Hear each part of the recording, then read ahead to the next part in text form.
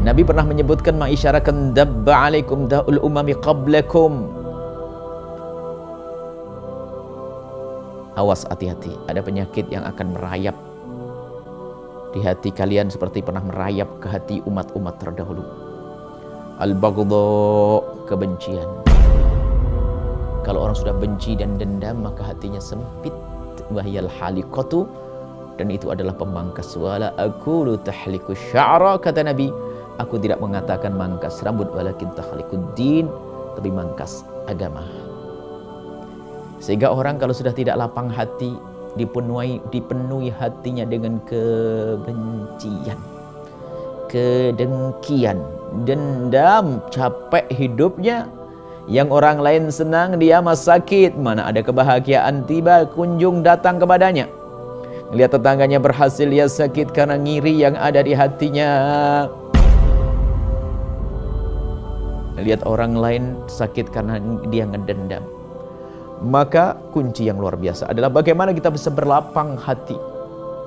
Dan untuk bisa berlapang hati, maka yang kita gunakan akal kita merenung. Biarpun kelapangan di dalam hati, akan tapi kesadaran ini penting. Kesadaran itu penting. Tentunya kesadaran bahwasanya yang berurusan dengan kita adalah hamba-hamba Allah, umat Nabi Muhammad. Pendidikan dari baginda Nabi adalah lapang hati.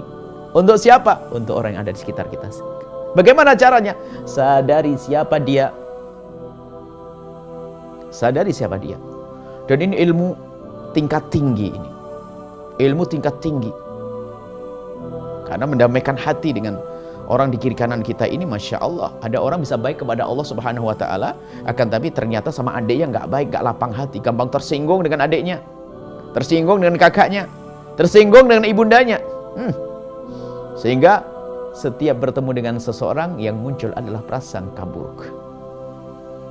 Apa yang terjadi setelah itu? Menganggap orang seperti jelek semuanya. Melihat kejelekan. Dan dari cara pandang yang salah tadi akan memunculkan juga kejahatan yang lainnya. Dari hati yang tidak lapang ada kerinduan untuk membalas. Ini juga jelek. Kemudian yang berikutnya apa kejahatan selanjutnya? Di saat melihat saudaranya itu ketimpa musibah, dia bertepuk tangan. Musibah lagi.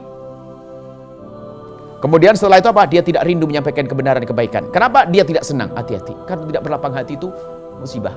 Kunci kebahagiaan telah dia buang jauh-jauh. Mari kita memaafkan dia.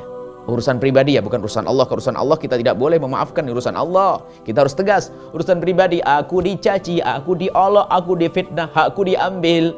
Mari kita tata hati kita. Kalaupun kita harus minta mengembalikan hak tersebut kepada kita tanpa dibarengi dendam, kebencian, bukan dengan caci maki dan olokan, akan tapi mengadu kepada Allah. Ya Allah, ini langkah pertama.